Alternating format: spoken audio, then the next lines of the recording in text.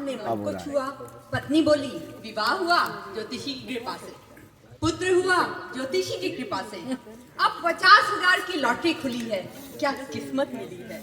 आप फौरन ज्योतिषी जी के पास जाइए और आगे क्या होगा वो पूछ कर आइए। मैं दौड़ा दौड़ा ज्योतिषी के पास पहुंचा। मैंने उनका दरवाजा खटखटाया। उनका नौकर रसिक बिहारी बाहर आया। मैंने बोला मुझे ज्योतिषी जी से मिलना है। वो बोला नहीं मिल सकते। मैंने बोला भाई क्यों नहीं मिल सकता। बोल रहा है वो सुबह से भांग छान छान कर अपनी ही कुंडली की जांच कर रहे हैं, इसलिए हम आने वालों को टाल रहे हैं। तो मैंने उसको 100 का नोट थमाया, सीधा ज्योतिषी के पास आया। मैंने बोला प्रभु पहले जो 3 भविष्यवाणियां आपने की थी वो तो बिल्कुल सच निकली, अब आगे क्या होगा वो बताइए। वो बोला 50,000 की लॉटरी खुली है, 25,000 इधर लाइए। मैंने बोला इतनी बड़ी रकम कैसे दे पाऊंगा, मैंने तो खर्च कर दिया है। वो बोला नहीं दे पाएगा, नहीं दे पाएगा तो तेरी किस्मत फूट जाएगी। इस महीने की 30 तारीख को तेरी टांग टूट जाएगी। मैं डरा सहमा दौड़े दौड़े हॉस्पिटल पहुंचा। मैंने डॉक्टर को बोला मेरे लिए एक बेड रिजर्व कर दीजिए। वो बोला आप तो बिल्कुल ठीक ठाक हैं। मैंने बोला 30 को टूटेगी। वो बोला ये पागल है, इसे बाहर निकालो। मैंने कहा तुम भी 10 का नोट संभालो। ठीक 2 सप्ताह बाद ज्योतिषी का फोन आया। मैंने उठाया। उसने बोला टूटी। मैंने बोला जी नहीं। बोला जरा सी टांग के लिए ज्योतिष का अपमान कर रहे हो, काहे को हैरान कर रहे हो। ठीक 30 तारीख को फिर ज्योतिष का फोन आया, टूटी। मैंने बोला जी नहीं। वो बोला तुम असत्य हो रहे हो, बोलो इस समय क्या कर रहे हो। मैंने बोला मैं तो बाजार जा रहा हूँ। ज्योतिष ने बोला ठीक है वहीं पे मिलना, मैं स्कूटर लेकर आ रहा हूँ।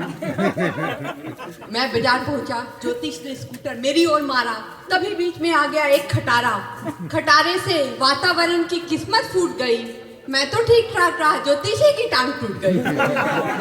अस्पताल में उसी बेड पर लेटे लेटे ज्योतिषी ने मुझसे कहा उस दिन मैं भांग इतनी अधिक चढ़ा गया, उस दिन मैं भांग इतनी अधिक चढ़ा गया, कुंडली तो अपनी देखी भविष्य तुम्हारा बता गया।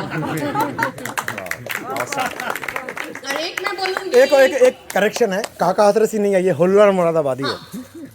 वो दोनों का टिप साथ में था। एक और मैं बताऊंगी दुल्हन पे, लेकिन सारी लेडीज मेरे से गुस्सा मत होइएगा। तो सुनिए, दुल्हन की हो रही थी विदाई, दुल्हन की हो रही थी विदाई, बार बार व्यर्थ की रोने की कर रही थी ट्राई। बनावटी हिचकिली पहले, माँ बोली रो मत नहीं तो तेरा मेकअप धुल जाएगा, तेरी सुंदरता का सारा राज खुल जाएगा। बेटी रुआंसे स्वर में बोली माँ मैं रो नहीं तो फिर क्या करूं। माँ ने कहा तेरी अकल इतनी मोटी है, तेरी अकल अभी तक इतनी मोटी है, रोएगा तेरा दूल्हा, तू क्यों रोती है।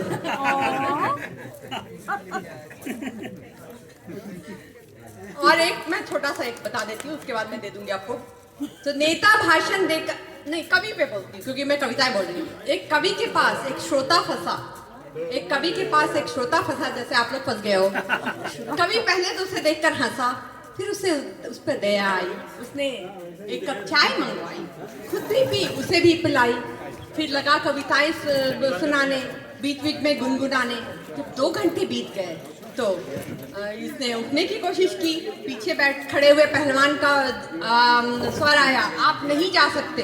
बोला क्यों नहीं जा सकता, मेरे पत्नी मेरे बच्चे इंतजार कर रहे हैं। बोला आप अभी नहीं जा सकते क्योंकि ये सुबह सुबह से अपनी कविताएं सुना रहे हैं और आप अभी से घबरा रहे हैं, इसके बाद तो इनके पिताजी आ रहे हैं।